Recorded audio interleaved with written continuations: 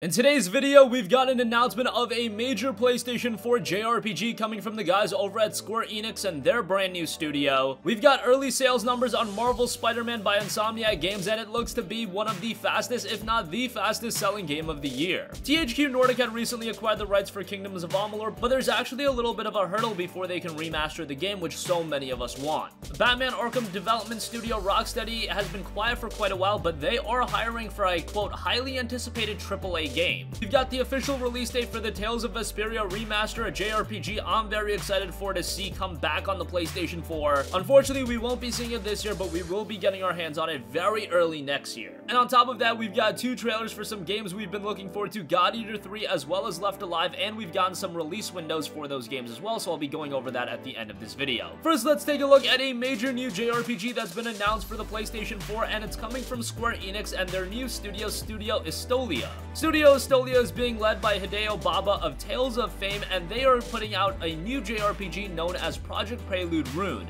Now, this game was just announced as a part of the early Tokyo Game Show announcements, and we got a brief trailer as well that doesn't give us too much to work with, but what you'll notice right away is this game's incredible art style. It's got this awesome watercolor look to it, but Square Enix has been putting out a lot of these new JRPG franchises. We know that they have a studio putting out games like I Am Setsuna and Lost Sphere. Those games haven't turned out absolutely incredible, but with Studio Estolia being led by Hideo Baba, there's a lot of potential here for Project Prelude Rune, a game we probably won't be seeing for quite a while. It's probably still in the early stages of development, but this is one that JRPG fans should definitely have on their radar. Moving on from that, Marvel's Spider-Man has been one of the best received games of the year, and I was talking about how I believe that this will be one of the best-selling games of the year, and it would outsell God of War, and a lot of you guys gave me some crap for that. Well, the UK charts numbers are in, and Spider-Man is the fastest-selling game of the year so far. It's also the fastest-selling format individual game since the PlayStation 4 version of Call of Duty World War II, and that was in November of last year. So as far as the UK charts go, this game has outpaced God of War, which I knew that a lot of you guys thought wasn't gonna happen. I've been talking about the absolute insane YouTube views that Marvel Spider-Man was generating. It was getting 20 million views on some videos. That's absolutely insane.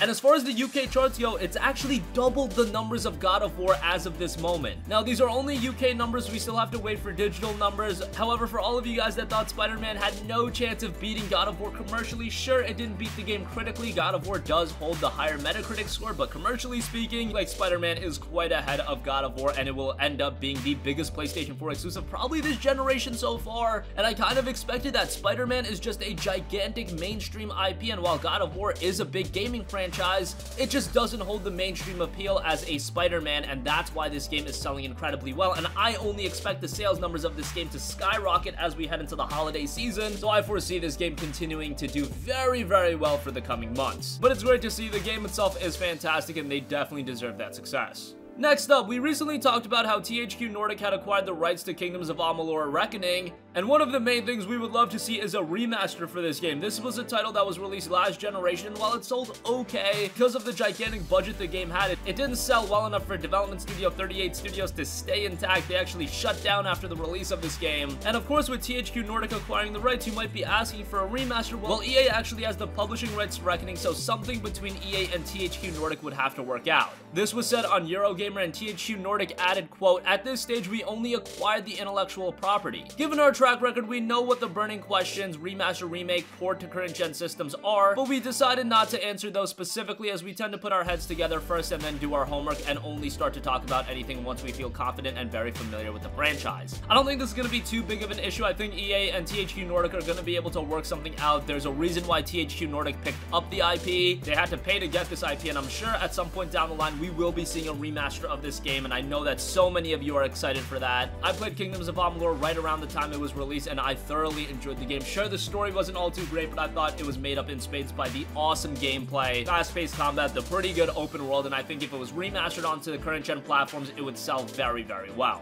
Moving on from that, a studio we haven't heard much from recently is Rocksteady. We know that they're working on a major game, but it still has yet to be announced. Batman Arkham Knight was released all the way back in 2015. It's been over 3 years. We still don't know what they're working on, but we should find out very soon. And Rocksteady has recently just posted multiple new job listings things, and one of them is for a community manager, a role that will promote a quote highly anticipated upcoming AAA title. So if they're getting to the point where they're figuring out promotional material for the game, they're getting someone to do the promoting for this game, I think we are going to be hearing about Rocksteady's new game very, very soon. I could see this announcement coming before the year's out, say at a video game awards show or a PlayStation Experience show, something like that. I could see Rocksteady making an appearance and announcing a new game. Many think Rocksteady is working on a Superman game, and that would be a pretty major game as well. Thought we were gonna see it at E3, but unfortunately that didn't come to fruition. Hopefully we do hear about it before the year's out. Lastly, I want to go over some recently announced release dates and release windows. First, for the Tales of Vesperia Definitive Edition, a remastering of a fantastic JRPG, and this is the definitive form that was released over in Japan but never came stateside. Over here in the States, we only got the Xbox 360 version, which didn't have the additional content the PS3 version had, but now we are getting that version. And while it was originally slated for 2018, it has been pushed back a little bit, as the official Tales of Twitter account posted, quote, "Need a little Monday motivation? This should brighten up your day. Tales of Vesperia Definitive Edition launches on January 11, 2019 on PS4, Xbox One, PC, and Switch. Here's a glimpse of a very special edition you'll be able to lay your own paws on. Stay tuned for more." They've also got a pretty cool special edition with a cool Steelbook case, so that's something to be looking forward to, considering it's just coming a few weeks prior to Kingdom Hearts 3. For JRPG fans, if you're only getting one of the two, I think most are gonna go with Kingdom Hearts 3. This is a game that I played the hell out of back in 2008 when it was released, and I thoroughly enjoyed it, and I always wanted to get the PlayStation 3 version. And for all these years, we didn't get it. There was a fan translation going on, but now we're getting the official game coming over stateside. It's gonna be better than ever, and it'll be coming somewhat soon on January 11th. Now, for most people, this isn't gonna be a big deal. There are so many games coming out this fall that pushing back a definitive edition for a game that was released 10 years ago, that's probably not a bad idea. But from a personal standpoint, I was just so excited to get back into Tales of Vesperia, so I am a little bit disappointed, but I'll definitely be checking it out on January 11th.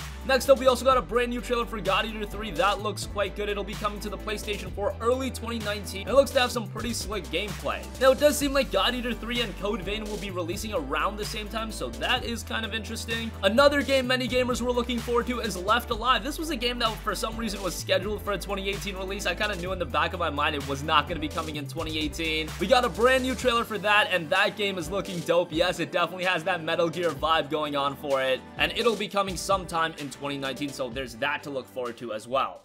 Everyone said it wouldn't come to war. Official records confirm the death of condemned inmate D105. You. There are only two things you're responsible for: surviving and saving the civilians. I swear, I'll protect you. It's up to you to decide whether you'll do it or not. Run for your life!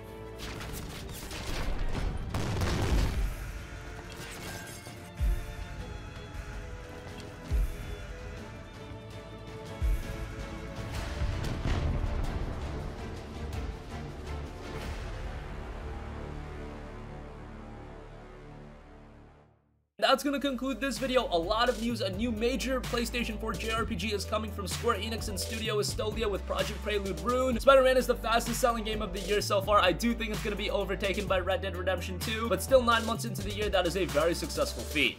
HQ Nordic does have Kingdoms of Amalur. A remaster does have the hurdle of EA owning the publishing rights, so hopefully they get that remedied and we do see the remaster. Rocksteady is looking to hire some people, and I hope that we see the announcement of their next game very soon. Tales of Vesperia Definitive Edition will be coming January 11th. God Eater 3 and Left Alive are both slated for 2019. That's gonna conclude this video. Sound off with all of your thoughts in the comment section down below. Thank you for watching, and goodbye.